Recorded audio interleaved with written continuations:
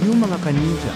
Ito na ang Ninja vs. Dakyudo, mula episode 1 hanggang sa pinakabagong episode 4. Kung gusto mong piliin kung anong episode ang gusto mong panoorin, i-click mo lang ang timestamp sa ibaba, para direkta ka na agad sa parteng gusto mo.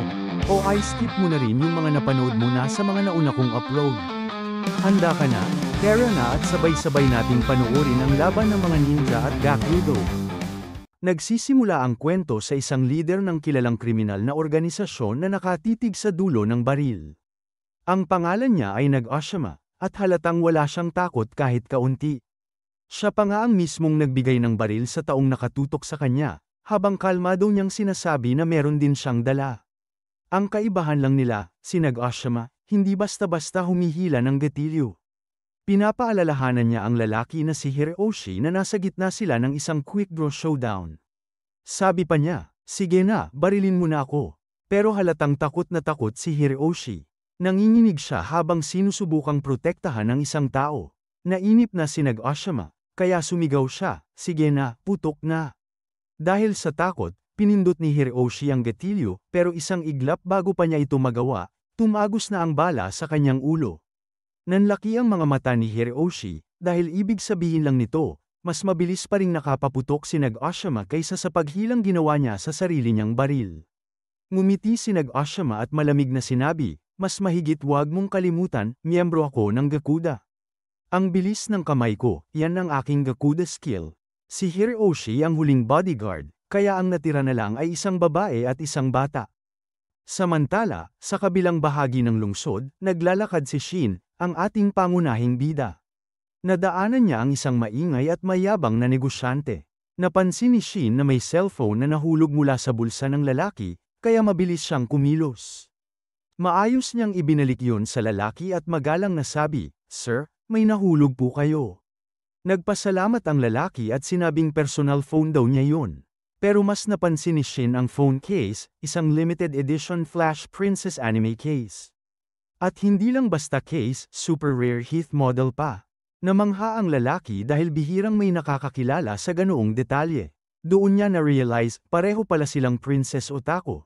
Ngumiti si Shin at sabay sabing, napanood ko na lahat ng 17 seasons. Napatingin ang mga tao sa paligid, dahil bigla na lang nagkwentuhan ng todo ang dalawang weirdo tungkol sa paborito nilang karakter, Heath, ang bad girl ng anime. Habang karamihan ay gusto ang mga cute na karakter, sila, kabaliktaran. Na-impress ang negosyante kay Shin, lalo na't bata pa pero halatang eksperto sa high-quality anime. Biglang nagulat ang lalaki nang mapansin si Shin na may ginagawang kakaiba sa mukha niya. Sabi ni Shin, medyo nahihiya. Pasensya na, hindi talaga ako marunong umiti o tumawa. Natakot daw siyang baka akala ng lalaki ay hindi siya nudge-enjoy, kaya sinubukan niyang pilitin ang mukha niyang umiti. Pero dahil sobrang stiff ng facial muscles niya sa pagiging seryoso, hindi niya nagawa. Natawa na lang ang negosyante at sabi, nakakatawa ka talaga, bata. Sabay abot ng kanyang business card kay Shin. Ipinakilala ng lalaking karakter ang sarili niya bilang Gakyudo, pero agad niyang ipinaliwanag na ang tamang bigkas ng pangalan niya ay Kaoami. Samantala, si Shin naman ay may karakter na ninja. Pero sabi niya ito ay binabasa bilang Shinoa. Bago pa sila makapagpatuloy sa usapan, nakatanggap si Kaoami ng tawag sa negosyo kaya nagpaalam muna siya. Habang papalayo, sinabi ni Kaoami na umaasa siyang makakausap niya ulit si Shin tungkol sa prinsesa balang araw. Si Shin naman ay napaisip, medyo kakaiba pero interesting daw ang taong yon. Biglang may uwak na dumaan sa mukha ni Shin at biglang nagsalita, Code 334. Nakidnap daw ang gobernador, at inutusan si Shin na agad itong asikasuhin. Sa kabilang banda, sa isang warehouse, makikita natin na si Nag-Oshima pala ang nasa likod ng pagdukot sa gobernador. Binalaan ng isang babae si Nag-Oshima, may mabigat daw na kaparusahan kapag nakialam sa mga politiko, at siguradong paparating na ang mga pulis. Pero natawa lang si Nag-Oshima at ang kanyang mga tauhan sa banta nito. Nagpaputok pa nga siya ng ilang bala sa paligid ng babae para iparamdam kung sino ang totoong may kontrol. Sabi ni Nag-Oshima, mukhang hindi pa raw ito ganap na nakakaintindi ng sitwasyon, sila ang Gokudo, at hindi sila natatakot sa mga politiko o sa pulis. Sa katunayan, baliktad pa nga, ang mga opisyal mismo ang nanginginig sa takot sa kanila at sumusunod sa gusto nila. Ibinunyag ni Nag-Oshima na ang gobernador ay pain lamang. Ginagamit nila ito para mahuli ang isang partikular na grupo. Nang marinig ito ng gobernador, nanlaki ang mga mata niya sa takot, alam niya kung sino ang tinutukoy nila. Pero huli na ang lahat. Biglang may marinig silang basag na salamin, at napalingon ang lahat sa bintana kung saan may kakaibang butas ng bala. Ilang segundo lang, bulag na bigla ang gobernador at ang kanyang anak, may blindfold at headphones na inilagay sa kanila. Nagtataka ang mga Gokudo, ano tong kabaliwan na to? Biglang tinawag ni Hikichi, ang kanang kamay ni Nag-Oshima, ang kanyang boss. Pero natigilan ang lahat nang makita nila kung ano ang nangyari sa kanya. Mahina nitong sabi, hindi maganda ang pakiramdam ko, at doon nakita nilang wala na ang ulo ni Hikichi. Humingi siya ng paumanhin dahil nabigo siya, at doon nalaman ng lahat, si Shin ang may gawa nito. Nagkagulo ang buong lugar. Hindi makapaniwala ang mga Gokudo kung paano napatay agad ang isang tulad ni Hikichi. Doon na-realize ni Nag-Oshima, ang grupong tina-target nila ay narito na. Isang anino ang kumikilos sa dilim, pumapatay ng walang tunog, tumpak at walang awa. Isa-isa, tumatalsik ang mga ulo ng Gokudo habang nanginginig si Nag-Oshima. Matagal na niyang hinihintay ang sandaling ito, dahil ang kalaban nilang ito ay buhay na alamat sa mundo ng Gokudo. Nagsimula siyang bumigkas ng isang sinaunang propesya ng Gokudo. Kapag may nagkasala sa ilalim ng mundo, ngunit hindi niya ito natapos. Paglingon niya, may kakaibang lalaki sa likod niya, si Shin mismo. Laking gulat ni Nag-Oshima nang makita niyang wala nang natirang buhay sa kanyang mga tauhan. Tinapos ni Shin ang propesya. Kung may magkamali sa ilalim ng mundo, darating ang ninja para singilin. Halos hindi makahinga si Nag-Oshima habang nakatingin sa kanya. Sabi ni Shin, sige na, bumunot ka. Ang unang bumaril, panalo. Pero imbes na lumaban, tinanong ni Nag-Oshima kung anong problema ng ninja. Naiinis si Shin, ayaw niya ng madaldal sa gitna ng laban.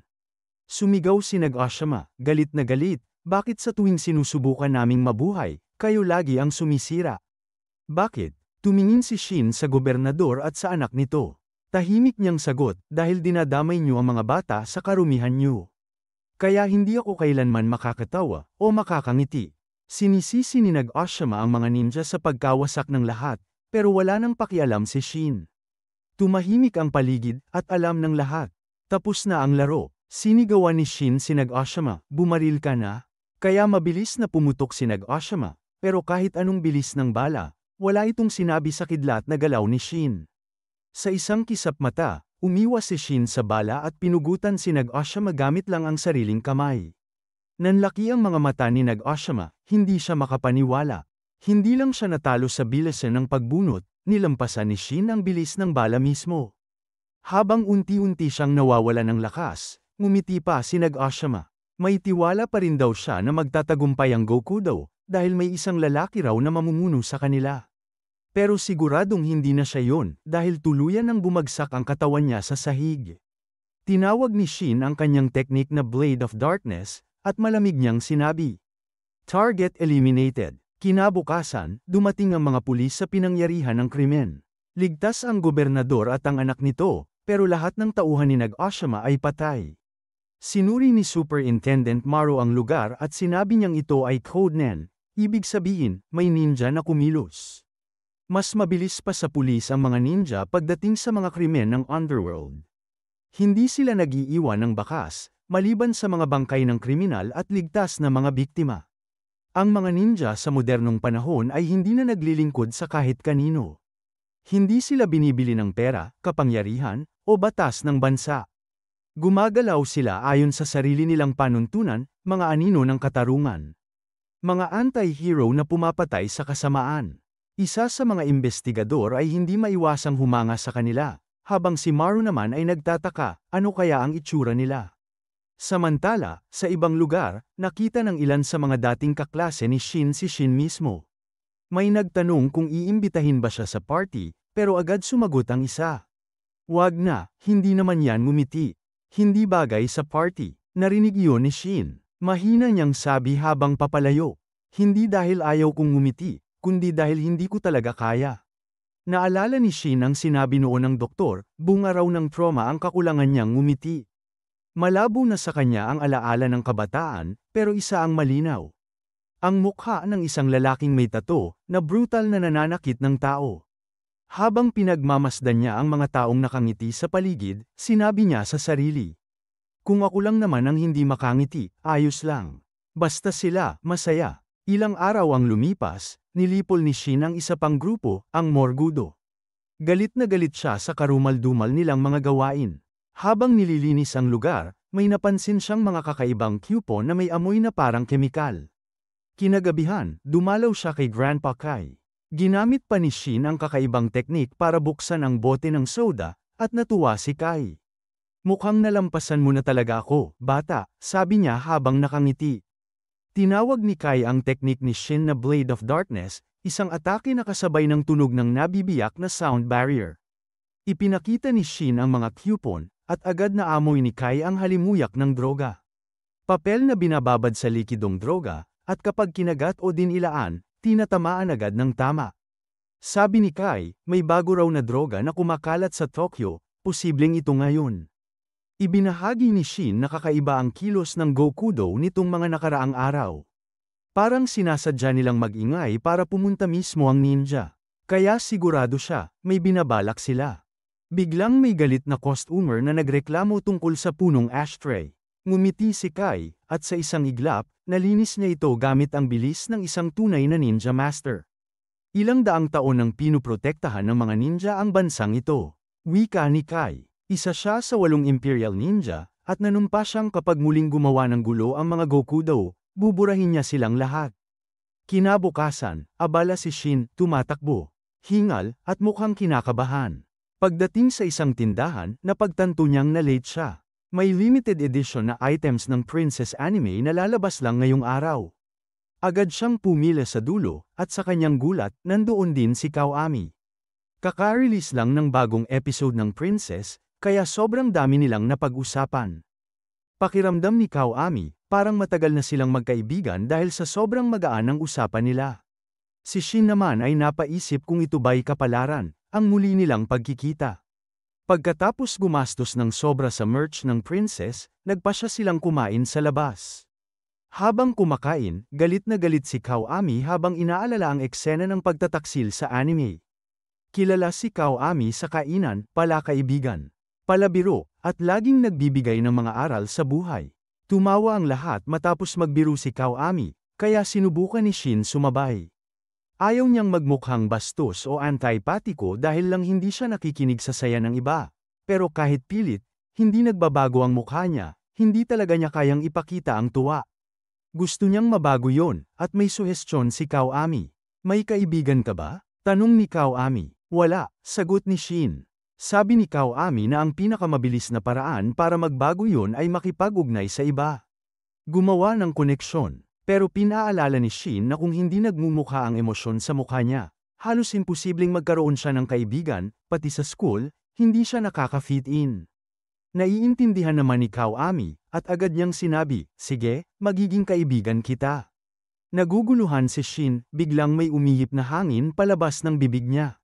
Tiningnan siya ni Kaoami at nakangiti, nakita mo yun. Tawanan yun. Iyon ang unang tumawa ni Shin sa buhay niya, at sobrang tuwang-tuwa si Kaoami para sa bago niyang kaibigan. Nagkausap pa sila tungkol sa Princess, pero kailangan ng magtrabaho ni Kaoami. Pero okay lang, nagpalitan sila ng contact at nagplano na ituloy ulit. Agad na gustong pumunta ni Shin sa restaurant ng grandpa niya para sabihin, kahit minsan lang, nakabuo ako ng kaibigan. Pero tumanggap si Kai ng mensahe mula sa uwak at napagdesisyonan niyang magsara ng maaga. Samantala, nagkita naman si Kaoami at ang driver niyang si Yusawa. Pinapaalala ni Yusawa na malaki ang papel na gagampanan ni Kaoami sa darating na panahon.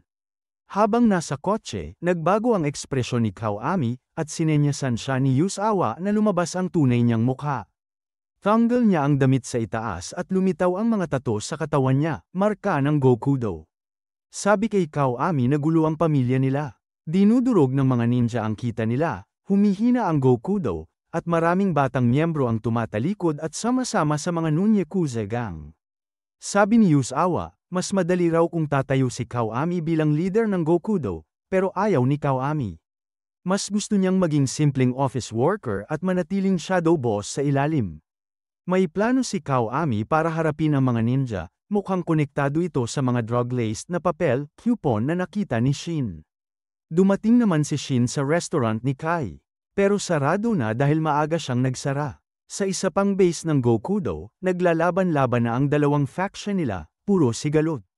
Pumasok si Kawami sa pulong at ibang tao talaga ang dating niya, seryoso, malamig, at may awtoridad. Siya ang tumawag sa meeting at ipinakilala ang sarili bilang Tekamote Shadow Boss. Sa labas, dumating na si Kai para sa kanyang misyon.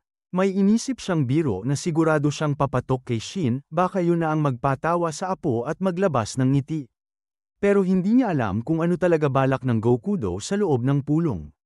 Pumasok si Kawami at sinabi sa lahat na may paraan na silang napag-isipang magtama sa pinakamalupit nilang kaaway, isang plano para tuluyang lipulin ang mga ninja. Sa labas, sinabi ni Kai sa sarili na hindi niya alam ang buong plano ng Gokudo, pero kung masama ang balak nila, isang bagay ang malinaw, kung gagulo sila sa underworld, buburahin niya sila. Nagbigay ng talumpati si Kawami sa lahat ng pinakamalalaking pinuno ng Gokudo tungkol sa napakalaking tagumpay nila laban sa mga ninja noong ikalawang digmaang pandaigdig. Grabe ang dating ng speech niya, sobrang nakaka-inspire.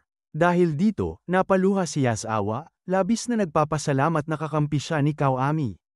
Pero hindi lang siya ang tinamaan sa puso, kasi pati lahat ng top leaders ng Gokudo ay parang nasa palad lang ni Kawami, mga hari ng Yakuza na nagkokontrol sa buong Tokyo, pero ngayon ay naiiyak sa harap ng karisma ni Kawami. Matapos iyon, buong lakas na idineklara ni Kawami na panahon na para tuluyang mawala ang mga ninja, at magsimula ang panahon ng Gokudo. Sa nakaraan, kahit ilang beses talunin, bumabangon pa rin ang mga ninja, mas malakas kaysa dati. Hindi na nila kailangan ng espada o baril, dahil mismong mga kamay nila ang naging pinakamapanganib na sandata. Dahil dito, libu-libong Gokudo ang napatay. Kaya sobrang tumagos sa puso ng mga Yakuza bosses ang parte ng talumpati ni Kawami. Pagkatapos, bigla niyang sinabi na may solusyon siya. Lahat ng boss ay napaiyak sa ginhawa, akala nila, dumating na ang tagapagligtas nila. Handa na siyang ibunyag ang plano, pero biglang naputol ang lahat ng may nakakatakot na eksena. Dumating si Kai, dala ang mga pugot na ulo ng ilang Gokudo. Napahinto sa gulat si Kawami. Nalaman ni Kai na may masama talagang plano ang mga ito, kaya kailangan niyang lipulin sila. Sa harap ng lahat, tinanggap ni Kawami ang katotohanang karapat-dapat talagang katakutin ang mga ninja, lalo na nang makita niyang gumalaw si Kai ng mas mabilis pa sa mata. Pero imbes na matakot, ngumiti lang si Kawami. Kumuha siya ng piraso ng papel na may halong droga at isinubo ito. Biglang nagbago ang katawan niya, kumislap ng pula ang mga ugat sa paligid ng mata. Sabi niya, ito na yung hinihintay kong sandali. Panoorin niyong mabuti kung paano sisirain ng Gokudo ang mga ninja. Napansin ni Kai ang papel at napagtantong kakaiba ito, ibang kulay, ibang uri. Habang naglalakad si Kawami sa pulang carpet ng mga bangkay, pinag-aralan niya si Kai. Alam niyang mabilis at mautak ang kalaban, kaya siguradong mananalo siya basta hindi niya ito mawawala sa paningin. Pero alam din niyang kapag nawala sa paningin niya kahit isang segundo lang, buhay niya ang kapalit. Samantala, si Kai ay may masamang kutob.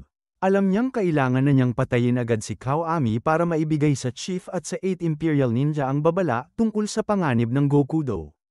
Sa kabilang dako ng lungsod, nakatingala si Shin sa buwan, bilog na bilog ito. Sa base naman, sabay na sumugod sina Kai at Kawami. Muntik nang tamaan si Kawami sa isa sa mga atake ni Kai. Pero nakaiwas siya sa huling segundo. Ngumiti siya ng baliw, halatang nasisiyahan sa laban.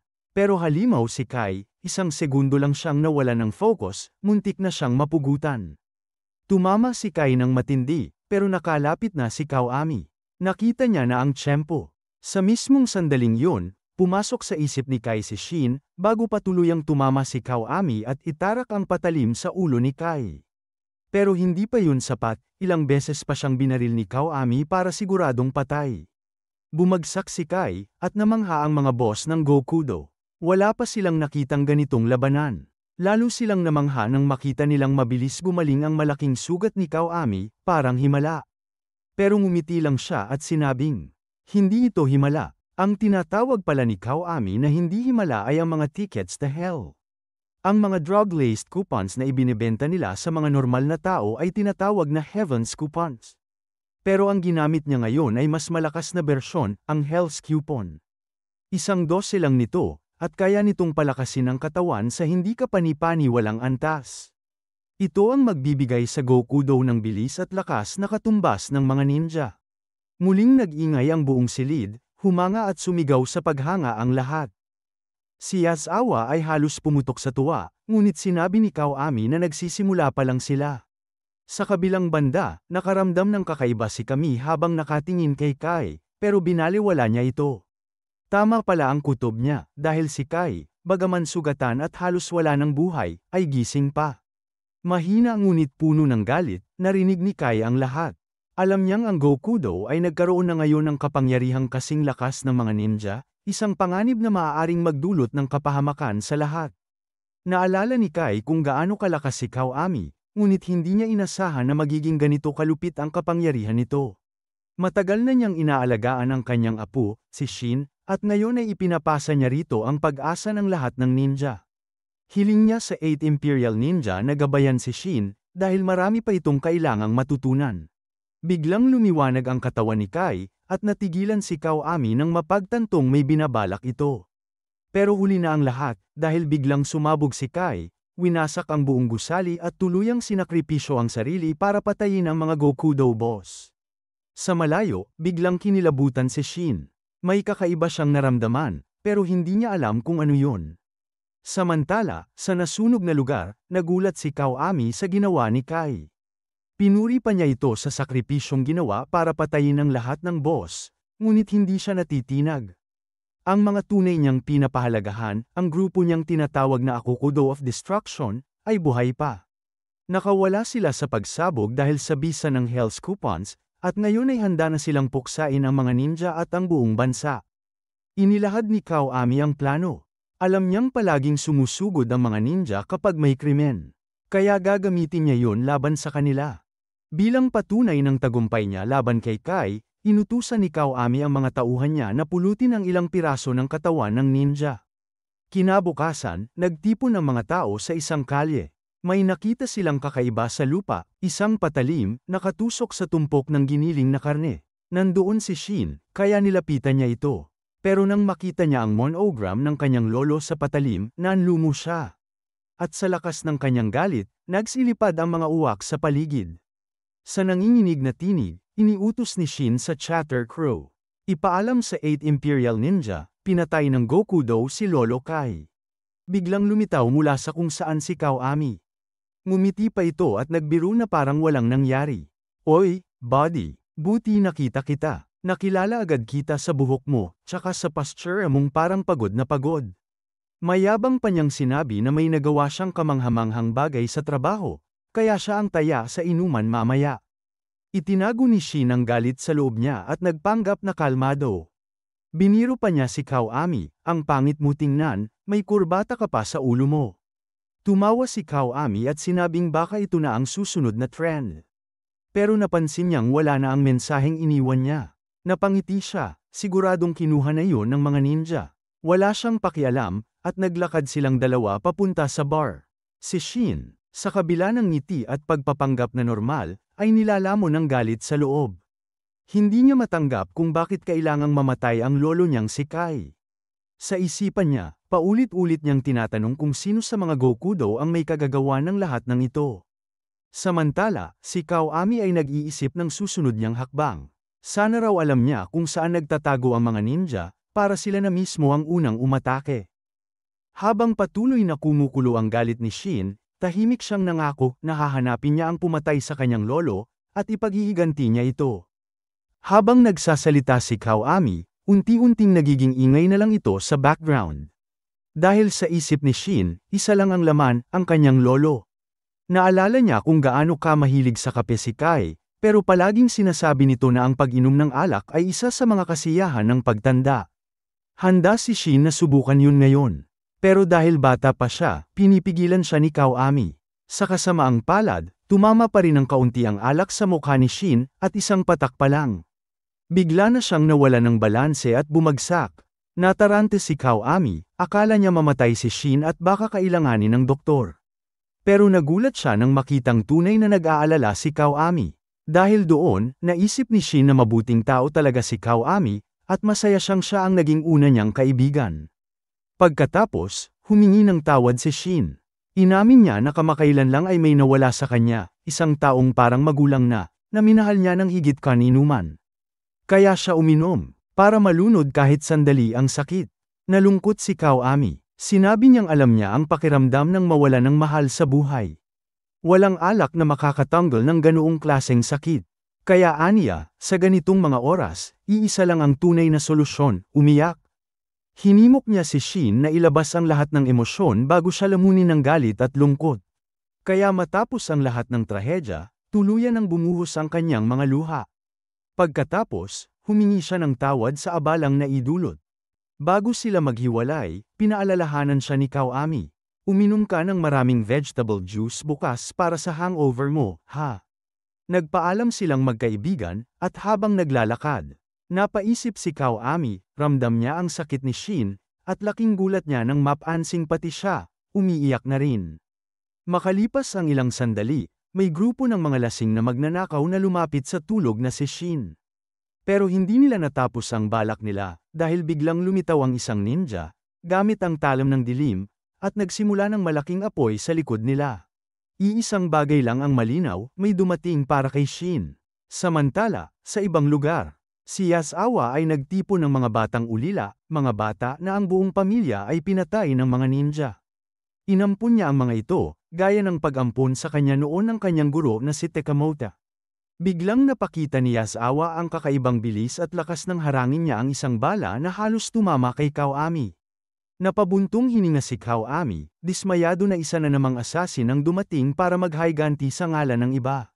Pero tiniyak ni Yasawa, ako na ang bahala rito. Nagpaputok ang kalaban, pero si Yasawa ay parang pader. Tinamaan ng bala ang katawan niya, pero hindi siya natinag. Na-realize ng kalaban na nagkamali siya ng pinasok na laban. March of the Yakuza Liner. At nang lamapat ang kamao niya, parang sinagasaan ng bus ang kalaban. Nagsigawan sa tuwa ang mga batang ulila. Tuwang-tuwa sila kay Yasawa, tinawag siya ni Kawami at sinabing, sige, mag-enjoy ka muna. Pero mamaya, ipapadala na kita sa ilalim para sa susunod na mission. Samantala, ang taong sumagip kay Shin ay bumisita sa isang elevator at mabilis na pinindot ang mga button para buksan ang isang lihim na palapag. Doon, isang babae ang samalubong sa kanila, ang dalawang miyembro ng Imperial Ninja, at tinanggap silang muli sa Crow's Nest. Napansin ni Nodoka na may isang lalaking hindi niya kilala. Zanzo, ang sagot ng lalaki. Laking gulat ni Nodoka, ang kausap pala niya ay ang chief ng 8 Imperial Ninja mismo. Ngumiti si Zanzo, ngunit alam ng lahat na nag-aapoy ito sa galit. Nabalitaan na niya ang nangyari na ang number 2 Imperial Ninja ay wala na. Mula sa galit, ipinakita ni Zanzo ang kanyang kapangyarihan, isang kakayahang magbago ng anyo. Ipinahayag niya, una, hahanapin natin ang salarin. At pagkatapos, tatapusin natin siya. At kailangan nating alamin kung paano nila nagawang pumatay ng isang ninja. Namangha si Nodoka, gaya ng dati, sa kakayahan ni Zanzo. Ang tawag dito ay the be all and do all. Isang teknik na nagbibigay sa kanya ng kakayahang maging anumang bagay at gawin ang anumang bagay. Siya ang pinakamatanda, pinakamalakas, at may kakaibang talento sa lahat ng ninja. Ipinahayag naman ni Noka na alam na nila kung sino ang posibleng salarin. Ang manli ni Kai ay may nakaimbed na hiyas, at sa loob nito, may lihim na kamera. Sabi ni Noka, hindi masasayang ang pagkamatay ni Kai. Siguradong nakuha ng kamera ang mukha ng pumatay sa kanya. Pero sabi ni Shaki, medyo sira ang kamera. Kaya ipinangako niya, kakayanin kong i-recover ang data. Tutuperan ko ang huling hiling ni Kai. Ngunit biglang nagsalita si Zanzo. May paraan ako para malaman kung paano nagawang pumatay ng ninja ang Gokudo. Ipinaliwanag niya na ang grupo ay kasalukuyang nasa Shinjuku District. Sa mga guho ng dating US Forces Secret Underground Club. At sa lugar na yun, may isang Gokudo na may hawak ng 100 hostage na gangster mula Tokyo. At ang Gokudo na yun ay si Yasawa. Sinabi ni Zanzo na kagabi, lahat ng kingpins ng Gokudo sa Tokyo ay napatay sa isang malaking pagsabog, at malamang, may kinalaman si Kai doon. Nagpa siya si Nodoka na siya mismo ang susuri kung ano ang ginagawa ng mga Gokudo sa underground club. Binalaan siya ni Shiki na delikado yun, pero tumanggi siyang may isamang iba. Bantayan mo si Shin, aniya. Kailangan kong ilabas ang galit ko, sa pamamagitan ng pagpatay sa mga Gokudo. Tahimik lang si Zanzo, pero alam niya, wala nang makakapigil kay Nodoka. Dahil tulad ni Shin, si Nodoka rin ay sobrang malapit kay Kai. Nararamdaman ni Zanzo na hindi niya kailangang mag-alala dahil sigurado siyang kayanin ni Nodoka ang sarili niya. Totoo na si Nodoka ang pinakabaguhan sa 8 Imperial Ninjas, pero ayon kay Zanzo, wala pang kahit sinong nilalang ang nakatalo sa kanya. Samantala sa ilalim ng lupa, inuutusan ni Yasawa ang mga tauhan niya na bilisan ang pagkolekta ng 100 ulo. Halos tapos na sila nang bigla siyang makaramdam ng kakaiba. Napag-alitan niya ang mga ulilang bata dahil maling tubig daw ang dinala nila. Pinabalik niya ang mga bata sa tindahan, at doon natin makikita kung gaano karami ang mga Gokuto sa grupo niya. Pagkaalis ng mga bata, ngumiti si Yasawa at sinabing oras na para ipakita sa mga ninja kung ano ang kakayahan nila. Sumigaw siya sa ninja na nagtatago, sinasabing lumabas na ito. Mula sa anino, lumitaw si Nodoka. Pinuri niya si Yasawa dahil pinauwi nito ang mga bata, alam niyang ginawa ito para ilayo sila sa marahas na laban na siguradong mangyayari. Pero ngayon ay tapos na ang pasensya ng ninja. Habang naglalagablabang apoy sa paligid niya, sinabi ni Nodoka na ang mga Gokuto ay labis nang nagiging sagabal sa ilalim ng mundo, kaya kailangan na silang lipulin. Pero hindi natatakot ang mga Gokuto, hawak nila ngayon ang Hell's Coupon. Habang naglalakbay si Shino, bigla siyang nagising at agad tumakbo papunta sa kuta ng Gokudo. May masamang kutob siya tungkol sa nangyayari kay Nodoka kaya desperado siyang makarating doon bago pa mahuli ang lahat. Samantala, si Nodoka ay muling nangako, wawasakin niya ang sinumang kumikilos nang hindi naaayon sa kanyang panuntunan. Si Yasawa at lahat ng tauhan niya ay gumamit ng mga piraso ng Hell Ticket. Sa ibang lugar naman, pinag-uusapan ni Kiwami kung bakit siya ang pinakamahina sa mga Gokudo Destroyers. Pero yun mismo ang dahilan kung bakit siya napili para sa unang misyon. Kung kaya ng pinakamahinang miyembro na patumbahin ng isang ninja gamit ang Hell Ticket, magiging simbolo yun ng pag-asa para sa hinaharap ng Gokudo. Bumalik tayo kay Nodoka. Dito, formal siyang nagpakilala bago niya tuluyang sunugin ang buong grupo. Pero pinigilan siya ni Yasawa, na nagpakilala rin at sinabi ang kanyang layunin, ang maghayganti para sa lahat ng Gokudo na napatay. Ginamit ni Nodoka ang kanyang kapangyarihan at sa isang iglap, naging abo ang lahat ng tauhan ni Yasawa. Nanlaki ang mata ni Yasawa sa takot, isang atake lang, at wala na agad ang buong grupo niya. Sinubukan niyang gumanti at pinakawalan ang lahat ng atake niya, pero hindi gumalaw si Nodoka. Ang lahat ng iyon ay natunaw lang sa apoy na parang mula sa impyerno. Hindi makapaniwala si Yasawa sa klase ng lakas na nasa harap niya. Muli siyang tinamaan, nilamon ng apoy ang buong katawan niya. Biglang lumitaw si Nodoka sa harap niya at sinuntok siya hanggang tumagos ang kamao sa katawan. Nabigla si Yasawa, alam niyang ilang segundo na lang ang natitira sa buhay niya. Sa huling sandali, umaasa siyang nakaligtas ang mga ulila na kasama nila. Ngunit sa kasamaang palad, halos lahat sa kanila ay pinugutan ng ulo ng isang misteryosong tao. Isang bata lang ang nakaligtas, pero sa kasamaang palad, nabangga niya si Shino. Ang pangalan ng bata ay Ryota. Agad napansin ni Shino na iba ang presensya ng batang ito, isang halimaw sa sariling paraan. Pero alam niyang hindi pa ito nakapatay ng kahit sino. Kaya sinabi ni Shino, wala akong oras para sa isang baguhan tulad mo. Medyo nakahinga ng maluwag si Ryota, pero bigla niyang naalala ang unang beses nilang pagkikita ni Yasawa. Noon, pinaslang ng mga ninja ang buong pamilya ni Ryota. Naisip pa nga niyang magpakamatay, pero pinigilan siya ni Yasawa at sinabihang huwag kang yumuko kailanman. Ang alaala ng guro niyang iyon ay nagpasiklab ng galit at determinasyon sa puso niya. Dahil doon, kinain ni Ryota ang Hell Ticket. Sinabi niya, kung tatakas ako ngayon, hindi ko na kayang humarap sa guro ko. Napansin ni Shino ang tapang at determinasyon ni Raita, kaya alam niyang wala na siyang pagpipilian kundi tapusin ang laban. Sa wakas, naunawaan ni Raita ang tunay na kahulugan ng pakikipaglaban. Nawala ang takot niya, at nagsimula ang laban. Nakabigwas si Raita ng isang malakas na suntok sa mukha ni Shino. Napangiti si Shino, ramdam niya ang diwa at tapang sa suntok na yon. Ipinaliwanag naman ni Raita na ang buong estilo niya ay puro matitigas na suntok, ang tinatawag nilang Gokudo Iron Fist. Sa simula, halos pantay silang dalawa. Pero kalaunan, isang malakas na atake ni Shino ang tumama, dahilan para masugatan si Raita. Sabi ni Shino, ito ang ultimate piercing skill ko, simple lang, kapag may bakal, dudurugin ko. Pagkatapos noon, bumuhos ang ulan ng mga suntok mula kay Shino. Si Raita ay halos hindi na makagalaw, ang braso niyang bakal ay unti-unting nababasag. At nang ihanda ni Shino ang kanyang final strike, ang huling iniisip ni Raita ay si Yasawa, bago siya tuluyang punitin ng marahas na atake ni Shino. Samantala, sa loob ng katawan ni Yasawa, unti-unti na itong gumuho habang kinukuha ni Nodoka ang buhay niya. Ngunit habang naglalakad palayo si Nodoka, bigla niyang narinig muli ang boses ni Yasawa. Nagulat siya nang makita itong buhay pa, kahit may malaking butas sa gitna ng katawan. Paliwanag ni Yasawa, ang dugo mula sa mga pinugutan ng ulo kanina ay siyang pumihil sa apoy na sumunog sa kanya. Lalo pang nagulat si Nodoka nang makita na lahat ng Gokudo na sinunog niya, buhay pa rin. Isang eksenang parang bangungot. Napagtanto ni Nodoka ang katotohanan, ang sikreto kung bakit kayang pumatay ng Gokudo ng mga ninja ay nasa hell ticket na kinain nila bago ang laban. Samantala, napansin ni Yasawa ang kakaiba sa katawan niya, may mga piraso ng balat na sobrang init na nakabaon sa laman.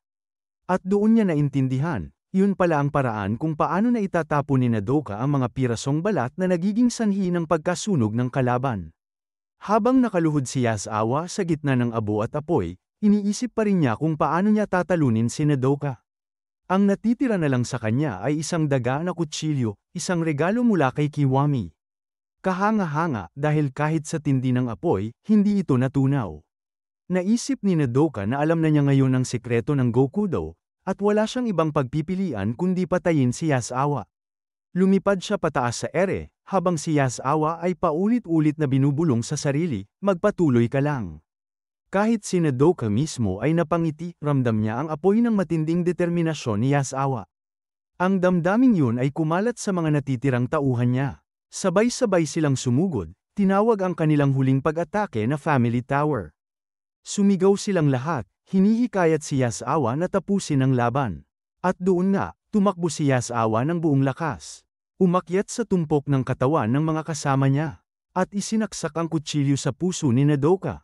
Ngunit bago pa siya makalayo, gumanti si Nodoka at pinugutan siya ng ulo. Napatigil si Nodoka. Hindi makapaniwala kung gaano kalayo ang kayang gawin ng mga Gokudo. Samantala, sa huling hininga ni Yasawa, naisip niya, maganda rin pala ang naging buhay ko. Habang naglalakad si Nodoka palayo, napasigaw siya sa sakit, ngunit paulit-ulit niyang sinasabi sa sarili, hindi ako pwedeng mamatay dito, kailangan kong sabihin sa iba ang sekreto ng Gokudo. Gusto pa niyang mabuhay, kahit alam niyang halos wala na siyang lakas. Naalala niya ang nakaraan. Isang buhay na puno ng paghihirap at puot. Tuwing nawawala siya sa sarili, naglalagablab ang buong katawan niya. Isang sumpa na halos sinira ang pagkatao niya. At noon, handa na sana siyang wakasan ang lahat nang biglang lumitaw si Shino. Hininto siya ni Shino at sinabing, kung mamamatay ka sa ganitong paraan, nakakahiya yan. Binalaan siya ni Nodoka, hindi ko makontrol ang apoy. Masusunog ka kung lalapit ka. Pero ngumiti lang si Shino at sinabing, walang kwenta ang apoy. Isa akong ninja, kaya kung dalhin ka. Na-inspire si Nodoka sa mga salitang yun, lalo na nang malaman niyang 10 taong gulang pa lang si Shino noon. Dahil doon, nagpasya siyang sabihin sa kanya ang katotohanan tungkol sa ginagawa ng Gokudo. Habang nanghihina, binunot ni Nodoka mula sa bibig ni Yasawa ang hell ticket. Plano niyang ibigay ito kay Shino. Pero sa parehong sandali, isang bala ang tumama sa kanya. Ang bumaril ay isang lalaki na nagngangalang Yajima, kasama ni Kiwami at ng isang babae na tinatawag na Gamo. Habang nakatayo sa gitna ng abo, sinabi ni Kiwami, Ang bawat ninja ay may kanya-kanyang espesyal na kakayahan, nakakatakot, pero kamangha-mangha rin. At sa pagkapanalo nila, nagdeklarang, kahit ang mahina, kayang kagatin ang malakas. Ngunit natawa lang si Gamo at sinabing, walang saysay yan. Patay pa rin si Yazawa sa huli. Pinagalitan siya ni Kiwami, matuto kang rumispeto sa mga kasamahan mo. Ironically, si Kiwami mismo ay hindi marunong umintindi ng damdamin. May madilim siyang nakaraan at hindi niya alam ang ibig sabihin ng pakikiramay. Biglang dumating si Shino at nakita niya ang tatlong anino sa gitna ng apoy. Napansin din siya ni Kiwami pero wala ng oras. Inutusan niya si Gamo, tapusin mo kung sino man yan. Babalik ako sa kotse, may 3 minuto ka. Sumigaw si Shino, huwag kayong tatakas. Pero napatigil siya nang makita ang wala ng buhay na katawan ni Nodoka. Lumuhad siya sa tabi nito, buhay pa pala, pero malubha ang sugat. Nagtangka pa si Nodoka na magsalita. Ang tanging salitang lumabas ay, mag-ingat ka, may aatake. Pagkatapos noon, bumagsak mula sa kisame si Gamo. Sa galit ni Shino, nanginginig ang boses niya habang sinasabing, uulitin ko ng paulit-ulit, tatapusin ko ang buhay mo. Si Gamo naman ay natawa sa gitna ng luha, tinawag ang ina niya. At halos mapugutan si Shino ng ulo. Tinukso pa niya ito, akala ko tutulo na utak mo parang ramen. Pero ayos lang, mukhang nasira ko naman ang isang mata mo. Ngumiti lang si Shino, parang walang nangyari. Tinawag siyang madaldal ni Gamo, pero agad siyang napahinto nang mapansin niyang naputol ang kamay niya. Nagtaka si Gamo kung maibabalik pa ba niya ito. Habang si Shino ay muling nagpakilala. Ngayon, paan ng galit. Tumugon si Gamo at sinabi, ang Gokudo ability ko ay tinatawag na Plague. Pareho silang sumigaw, tapusin na natin to, at sabay na sumugod sa isa't isa. Ngunit biglang tumigil ang lahat nang tumunog ang cellphone ni Gamo. Sinagot niya ito, at nanlaki ang mata ni Shino nang marinig ang ringtone, theme song ng Flash Princess. Sa kabilang linya, malamig ang boses ni Kiwami. Sabi niya, tapos na ang oras mo, Gamo.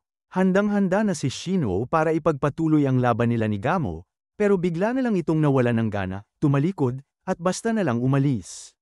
Agad namang bumalik si Shino kay Nodoka, na ngayon ay naghahanda na para sa kanyang huling sandali. Mahinang tinig niyang sinabi, mas mahigit alam mo ba, Shino, ang mga Gokudo, ginagawa nila lahat ng ito ng sadya. Ipinahayag ni Nodoka na, sinasadyang umakto ng masama ang mga Gokudo, para mabuking ang mga ninja na nakatago. At kapag lumabas ang mga ito, agad nilang pinapatay. At higit sa lahat, ibinunyag niya ang pinakamalaking sikreto, ang dahilan kung bakit nila kayang talunin ang mga ninja, ay dahil sa isang maliit na piraso ng papel. Habang humihina ang kanyang boses, tumingin siya kay Shino at sinabing, utang ko sa iyo ang lahat, bata. Ngumiti siya ng payapa, at sa huling hininga niya, natagpuan ni Nodoka ang kapayapaan. Ngunit sa paligid nila, nagsimulang gumuho ang buong gusali. Hindi na halos makagalaw si Shino, nilalamon siya ng galit at dalamhati. Samantala, sa kabilang dako, iniisip ni Kiwami si Yazawa, habang malamig niyang binigkas, may maliit akong handog, para sa'yo. Agad namang natarante si Gamo, alam niyang may masama itong binabalak. Kaya tumakbo siya ng buong bilis para makalayo. At sa huling pagkakataon, bumulong si Kiwami, Palm, Yazawa, sumabog ang buong gusali, isang napakalakas na pagsabog, na yuminig sa buong paligid. Ngunit sa gitna ng abo at apoy, nakita natin si Shino, nakaligtas. At buhat-buhat ang walang buhay na katawan ni Nodoka. Isang ulat sa balita ang nagsiwalat na nagdulot ng matinding pinsala ang pagsabog, sinira nito ang malaking bahagi ng lungsod. Makikita nating nagulat at natakot ang ibang mga ninja nang ibunyag ni Shin na si Nodoka ay pumanaw na. Galit na galit si Zanzo at sinisi ang sarili dahil pinayagan niyang mag-isa si Nodoka. Kaya inutusan niya si Shin na suntukin siya sa mukha bilang parusa. Ginawa ito ni Shin, at doon tuluyang sumabog ang galit ni Zanzo. Ngayon, ang galit niya ay nakatuon na sa Gokudo. Sigurado siyang patuloy nilang tatargetin ang mga ninja. Kaya nag-transform si Zanzo sa kanyang boss form at buong tapang na idineklara na taglay niya ang pinakamalakas na kapangyarihan ng ninja. Kaya niyang magpalit ng anyo, at para bang isa siyang Diyos na walang hangganan ang kakayahan. Dahil dito, tungkulin niyang tiyakin na hindi na muling mangyari sa iba ang sinapit ni Nodoka. Samantala, mag-isa si Shin at puno ng kaba at pag-iisip kung kailan muling aatake ang Gokudo. Pero biglang dumating si Kawami at inimbitahan siyang sumama sa isang biyahe. Tahimik lang silang nagmaneho ng matagal, kaya nagtaka si Shin kung ano ang nangyayari. Biglang nagsalita si Kawami at binanggit ang paborito nilang anime, Flash Princess. Inalala niya ang unang kalaban na tinalo ng bida, isang demonyong gorilla na nagngangalang Otokong. Sa dulo ng episode, ipinakita si Heath na nagluluksa sa pagkamatay ng kanyang demonyong kaibigan. Ipinaliwanag ni Kawami na ganun din ang nararamdaman niya ngayon, kaya napagtanto ni Shin na may pumanaw na taong malapit kay Kawami. Sinabi ni Kawami na ang taong yun ay mabait, mahinahon, at laging naniniwala sa kanya. Isa itong mabuting kaibigan, higit pa sa nararapat para sa kanya. Sabi ni Kawami, dapat daw nakakaalis ng bigat ng loob ang pagmamaneho, pero hindi gumagana sa kanya. Humingi siya ng paumanhin sa pag-aksaya ng oras ni Shin, pero laking gulat niya nang si Shin pa ang nagbigay ng payo. Sabi ni Shin, hindi ko man masyadong naiintindihan, pero gawin mo ang lahat para manatili sa laban. Ang mga taong mahalaga sa iyo ay karapat-dapat manatili sa alaala mo. Naalala niya ang mga kaibigan niyang nawala at sinabi niyang, huwag mong hayaang masayang ang mga pangarap nila. Dapat nating ipagpatuloy ang mga ito. Nangako rin siyang hindi siya magdadalawang isip na gawin yun. Naantig si Kawami sa mga salitang yun. Naisip niya, ganito siguro ang pakiramdam ng magkaroon ng nakababatang kapatid. Biro niya, pwede raw siyang tawaging kuya, pero mas gugustuhin ni Shin na tumalon palabas ng umaandar na kotse. Pagkatapos nilang maghiwalay, nakipagkita si Kawami sa isang lalaking nagngangalang Hiroki. Nagmaneho sila sa Taito Highway, isang lugar na kilala bilang pugad ng mga kriminal. Biglang may mga bastos na sasakyang nag-tailgate sa kanila. Naisip ni Kawami, ano kaya ang gagawin ng dating Hiroki? Ngayon, ibang-iba na si Hiroki. Dati, siya ang living legend ng Tidal Highway, pinuno ng mahigit 100,000 tao. Tinitingala siya ng mga biker gang sa buong Japan bilang isang karismatikong leader ng mga delinquent. Siya ang dating pinuno ng Psychotam Biker Gang Army, pero ngayon, isa na siyang kasapi ng Akudo of Destruction. Walang awang ipinakita ni Hiroki ang kakayahan niya. Kaya niyang pasayawin ang mga bala. Sa sobrang bilis at galing niya, napasabog niya ang sasakyang sumusunod sa kanila. Namilog ang mga mata ni Kawami. Samantala, sa lugar ng pagsabog, inimbestigahan ito ni Morrow at agad niyang napag-alamang hindi ito aksidente. Ang ganitong uri ng pagkawasak ay maituturing na isang sakuna. Pero nang umalis si Morrow, lumitaw na si Zanzo pala ang nagpapanggap na siya. Ipinahayag ni Zanzo na kaya niyang mag-anyong kahit ano at makamit ang kahit ano. Nasa kamay niya raw ang kapalaran ng Gokudo, at ang susunod na sakuna ay manggagaling mismo sa mga ninja. Sa ibang lugar naman, nagulat ang mga doktor sa isang pambihirang surgeon. Sa araw na yun, nakasampung operasyon na siya ng cancer, at hindi pa rin siya nagpapakita ng pagod. Lahat ng operasyon ay sobrang delikado, pero nagawa niya ng madali. Lahat ng doktor ay nagpalakpakan matapos niyang alisin ang cancer sa 88 parte ng katawan ng isang pasyente, sa loob lang ng 30 minuto. Siya ang pinuno ng isang pamilyang kilala sa larangan ng medisina, at ang pangalan niya ay Seiko. Tahimik lang siya sa una, pero nang magsalita, iisa lang ang sinabi niya. Ang Gokudo dapat nang mawala sa mundo. Sa kabilang banda, sa isang mamahaling restaurant, inilabas ang pinakamahal at pinakatanyag nilang alak, ang legendary cognac na nagkakahalaga ng mahigit 400 milyong yen. Nagulat ang isa sa mga veteranong staff dahil kahit siya, ngayon lang niya ito nakita. At nagtaka kung may kinalaman ba ito sa laki ng mga muscle ng lalaking iyon. Isa sa mga babae na humahanga sa lalaki ang nagsabi na hindi ito tungkol sa laki ng muscle, kundi sa tibay ng loob. Sabi ng babae, mga lalaking matatag ang paninindigan ang talagang minamahal ng mga babae. At doon natin nalaman ang pangalan ng lalaki, Yagi.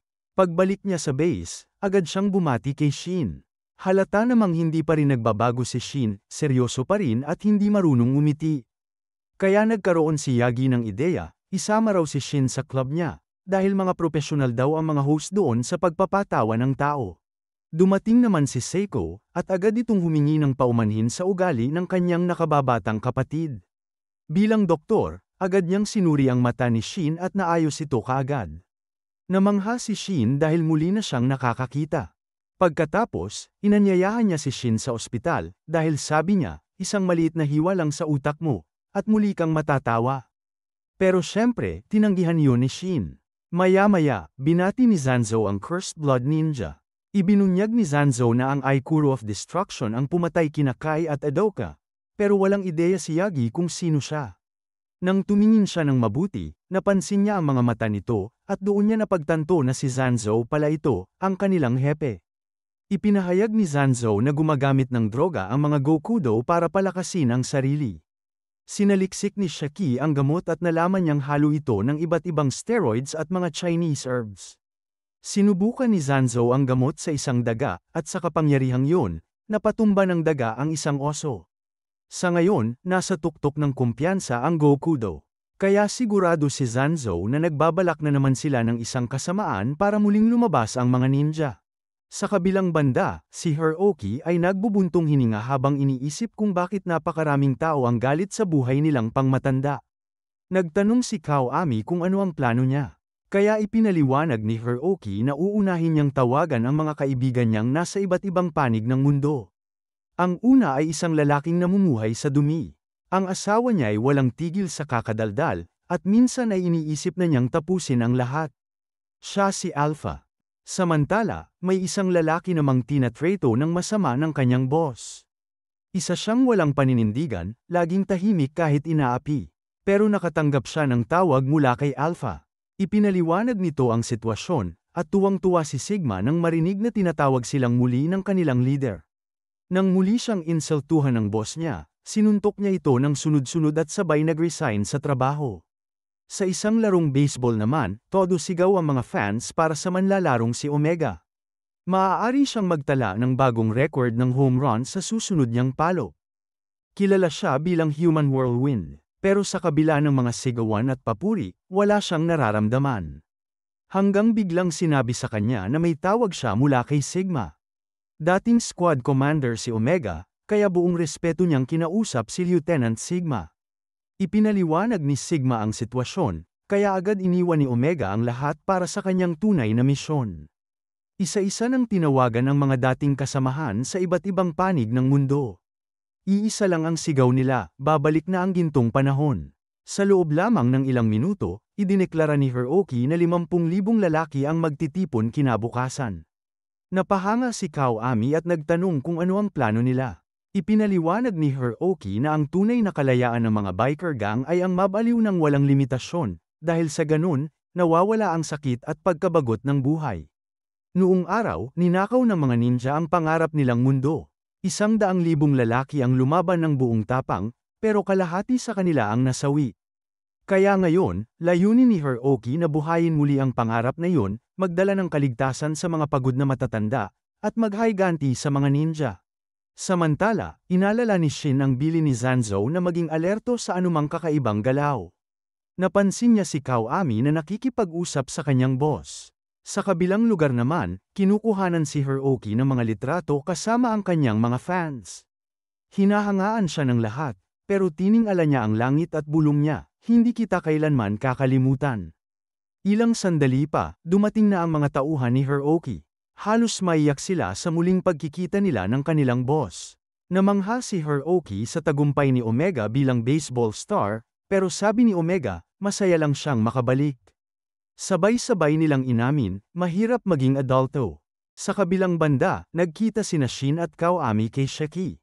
Nagkunwari si Shaki na kapitbahay ni Shin at nagulat nang malaman niyang may kaibigan pala ito.